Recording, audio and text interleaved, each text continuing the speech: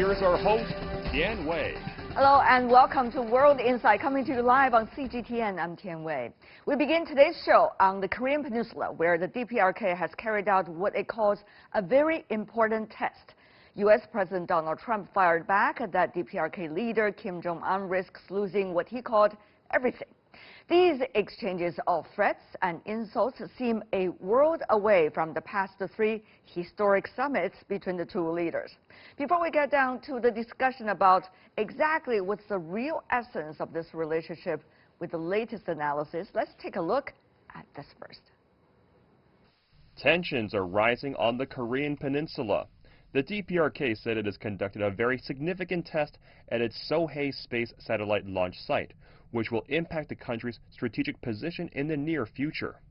State media did not specify what was tested, but the site has previously been used to launch rockets as well as test missile engines.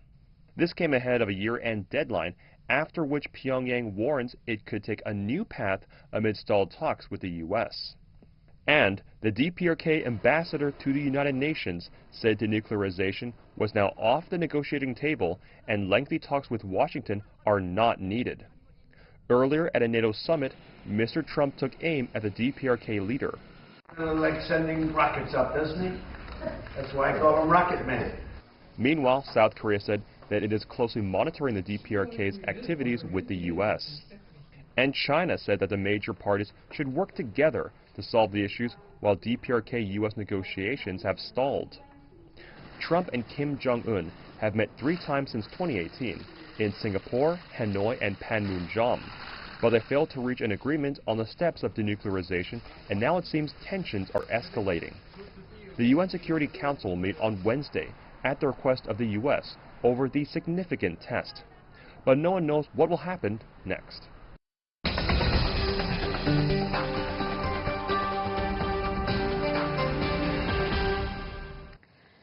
So for the latest analysis on the DPRK missile test, we have in Seoul Lim, who is an associate professor at the Division of International Studies at Koongju National University. Welcome to the program. In Boston, we have Jim Walsh, a senior research associate at MIT Security Studies Program. Welcome as well. Last but not least, in Beijing studio, XIYU, senior research fellow from the China Institute of International Studies. Welcome, sir. Let me begin by asking you, Ms. Lim, since you are based in South Korea, probably the closest among all of us, what do you make of the timing of the so-called important test? I still would be a little bit cautious, or I would love to be still, again, hesitant to evaluate the real meaning of the specific test. It is true, again, they used the Dongchangli again, which was one of the agreement, actually. They already agreed that they're going to close the Dongchangli, but they used this Dongchangli test site for this significant, important test. But at the same time, they didn't actually reveal that what exactly the test was aiming for. So they are sending some kind of mixed, ambivalent signals, to the rest of the world. But it might be very fair to say that they are trying to have another round of the serious dialogues, negotiations with Washington before the deadline they determine, which is, again, the end of this year. Yeah, certainly the timing is very important. How important really indeed is it? It's not just what's going on between the two countries, DPRK and the United States, but also, Mr. Walsh, if I could also remind people of the politics going on in Washington, D.C. and the election season next year. Yes, in fact, President Trump tweeted that he didn't want North Korea, in a bit of irony, if you ask me, to interfere in the U.S. general election by causing provocations during the election season. You know, I think the timing is important. I think this is just the latest in a series of different actions, statements delivered, testing of missiles, other sorts of behaviors that all point to the fact that probably by the end of the year, North Korea is going to take some sort of major action in violation of whatever the Singapore summit agreed to. I think the testing at this facility may be a bit of signaling. It's a facility that in the past produced rocket engines, including rocket engines for satellite missile tests, in addition to military missiles.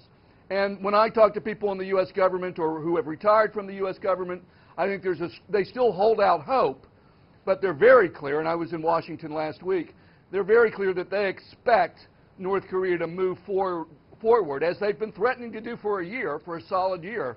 They will move forward with some major provocation by the end of the year or early next year. But Mr. Walsh, if I could remind you also, the Singapore summit was very, very long time ago. After that, there was also a Vietnam summit, and there was also some very dramatic moments on the border between North and South Korea, in which President Trump was participating, but did not reach both sides any kinds of momentum, shall we put it that way, confirm the momentum. So I wonder whether it is correct for Washington to accuse Pyongyang of violating anything, as there was nothing that actually reached. Mr. Walsh, just quickly to you, and then I'll move on to the other guest. Yes, they're anticipating. Now, to be clear, they're not claiming that there's been a violation so far. What they're saying is they expect, as the North Koreans have repeatedly said month after month, and recently this month, that they were not going to return to the negotiating table, and that they were not going to do denuclearization. So they expect that to happen, sometime over the next 2 or 3 weeks. I see. Mr. Yang, in Beijing, certainly Beijing is a big player always for the denuclearization of the Korean Peninsula. But Mr. Yang, since China and the U.S. right now are participating in something that both countries did not experience over the past, shall we say, 3 decades or 4, how should we understand, from Beijing's perspective, what's going on between Pyongyang and Washington now? Well, the latest negative development is really sad thing for Beijing. In other words, Beijing hates to see the latest provocative development between the U.S. and DPRK. Although U.S. and China relation is in really bad shape. But I would say, if you look at the past 2 decades experiences of China-U.S. cooperation on the North Korean nuclear issue, we will see the very clear picture. On one hand, the general U.S.-China relation is in fluctuating, but on the other hand, the cooperation between the two remain keeping stability. So at this moment, no matter how bad and how complicated the relation in general, the cooperation between the two remain stable. And regarding to the latest development, I think, at least, I focus on the question, not the question what they test, but I focus the question of what is the intention or purpose for the test. Does North Korea want to make use of the test to break off, to derail the possible negotiation, or the opposite, say, push for the negotiation? And my conclusion and answer is the latter. Say, the test, the provocative test, was designed to create a unique environment for negotiation, not for confrontation. Ms. Lim, you see the U.S. president is quite a busy person, I have to say, right now, particularly at the end of the year, with the impeachment trial going on, inquiry going on, rather, and also U.S.-China trade dispute, as well as other aspects of China-U.S. relations, now going out of the usual norm, and also the fact that there is an election season. There might be very different views within his own party as to who will be the candidate and what is the direction the U.S. should be heading for.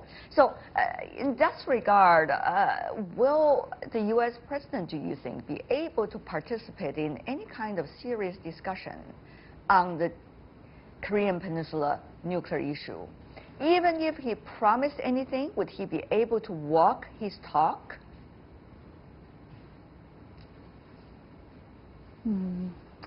that question really is actually it makes me painful. I mean, that is really the reality. I can actually agree more with your that critical observation because I have many years in Washington D.C. and as far as I know, to the Washington's policymakers or even just ordinary U.S. citizens, American citizens. North Korea's that kind of provocations or denuclearization, CBID or whatever those acronyms stand for, that's actually really not the #1 priority, especially to the electorate, again, the American voters. That's really the reality, and that is why one of the major reasons why all these negotiations really were delayed and delayed and delayed.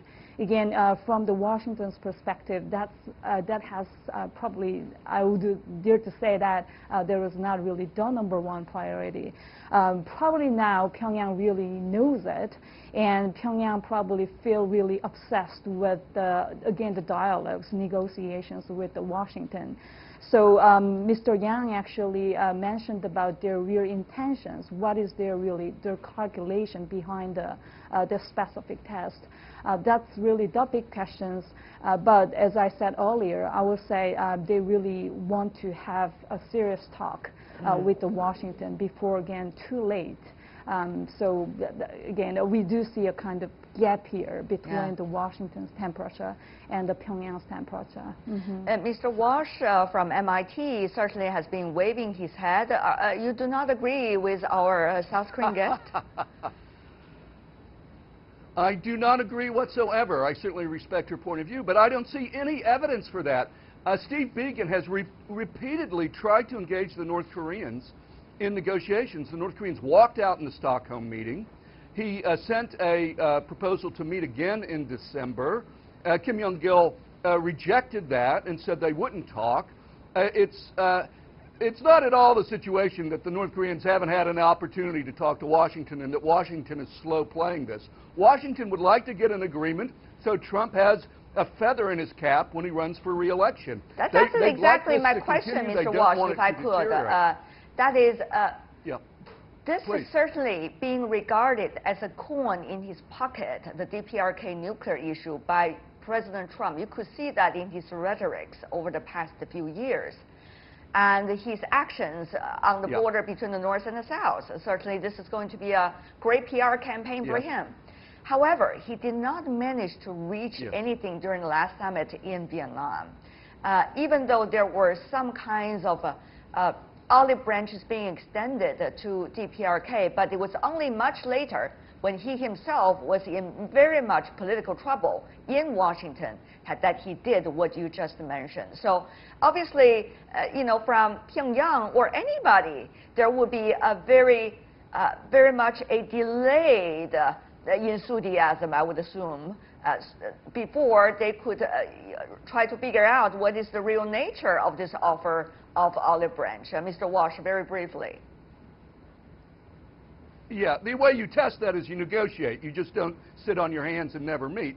I blame the U.S. for how they handled the Hanoi summit. I think John Bolton deserves a share of blame for that. But coming out of that, there have been ample opportunities for the sides to talk if they wanted to talk. North Korea has refused. Now, you can argue that the U.S. doesn't have a good proposal. Fine, that's certainly a reasonable argument. But the only way you resolve that is if you show up, and the North Koreans have either not shown up or shown up and walked out. Now, I agree with our Chinese colleague. I think there's going to be a satellite launch. And then the question is that a crisis that creates a new opportunity for negotiation, or is it a crisis that leads to a downward spiral? I think that's what we're looking at over the next month. All right. And I agree with my Chinese colleague that it may create a positive opportunity, but it's going to be touch and go, believe me. All right. Mr. Yang, you've been working on this issue for a long time, since almost the very start of the six-party talks in various roles. So tell me, how do you see, when other circumstances evolving, the nuclear issue on the DPRK would also be changing in terms of its nature, and how Pyongyang, over the decades, have been able to grasp the essence of that and make the best use of that, Mr. Yang?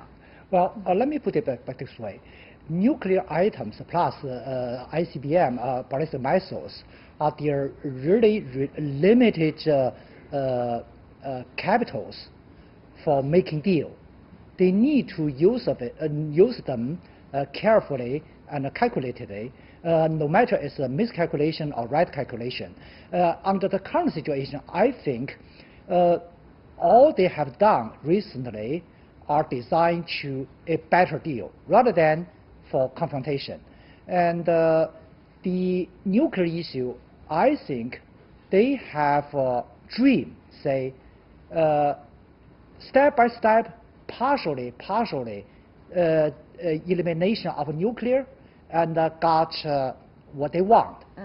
And maybe if we are lucky, we can give all they want, and then they are credible and give us all we want. But maybe that's not.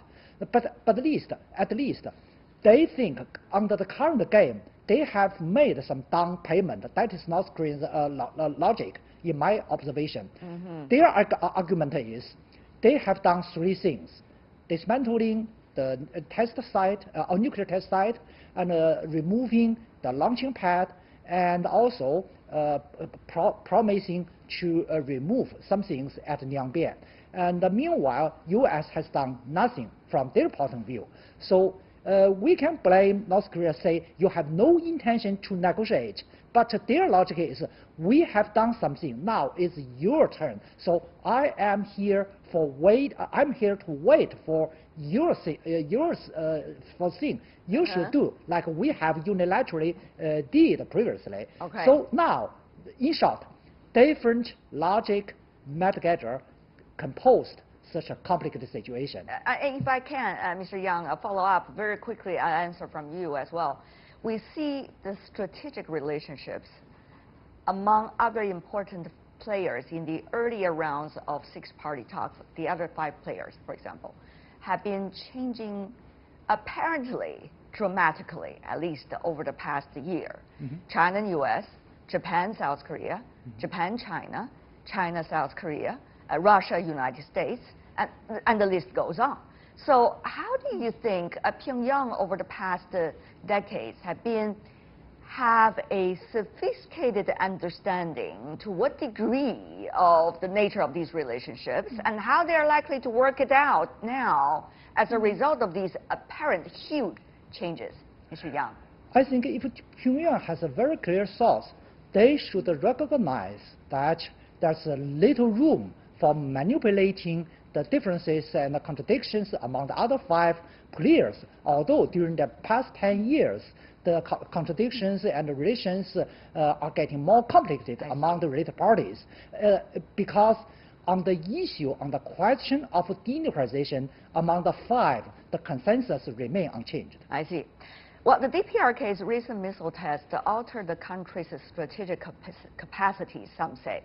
In 2017, the DPRK launched its Hwasong-15 missile with a range that could reach the United States east coast. The DPRK's missile tests were halted in the year 2018 when they agreed to a voluntary moratorium of long-range missiles. However, 2019 saw the DPRK resumed short-range missile tests under the current circumstances. And then on October the 2nd, they tested a submarine-launched ballistic missile. And on December the 7th, we all know they conducted another very important test in their words. So given all of these latest developments, Ms. Kim, Ms. Lim, how do you think? Where are we heading for the end of this year and almost we can, if you can, to the end of the U.S. election season? Maybe that is a calendar we have to observe. Ms. Lim.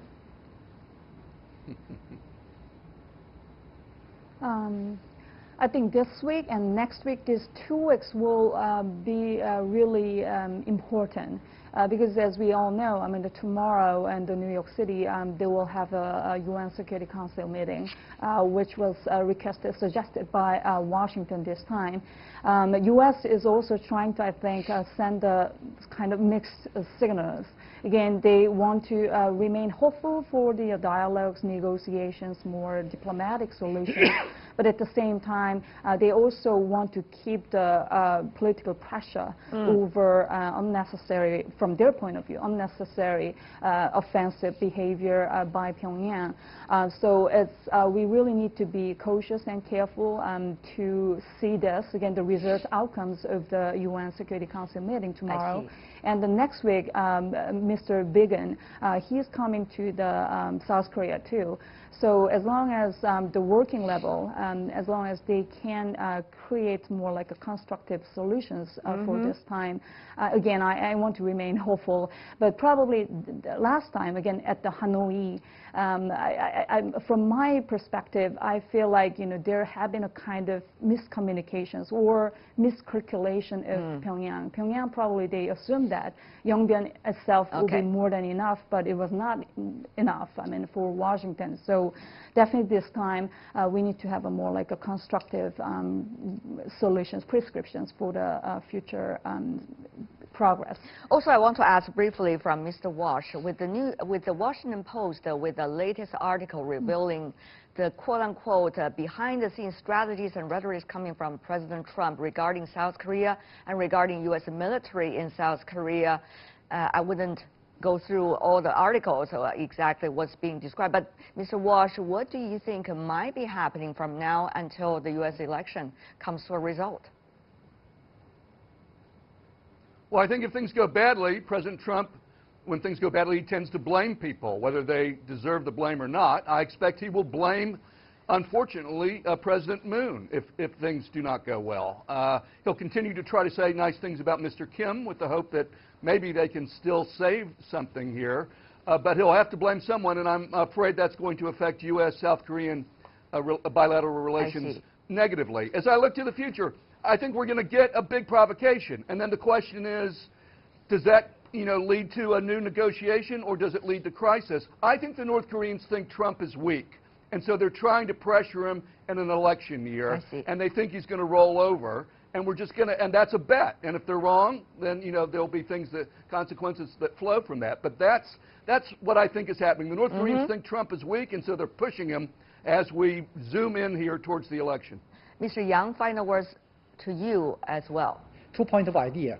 Firstly, holding on making conclusions from UNSC, and secondly, U.S. and DPRK, please have an unconditional meeting before UNSC takes some conclusion, so that we can have a new chance for turning around. Well, at least the analysts believe so. We'll see how the political leadership are reacting to our suggestions. For now, I want to thank the three of you joining us for this discussion, certainly with your own perspectives, all respected. Jim Walsh, Yun Lim, and Yang XIYU. Really appreciate it. Thank you.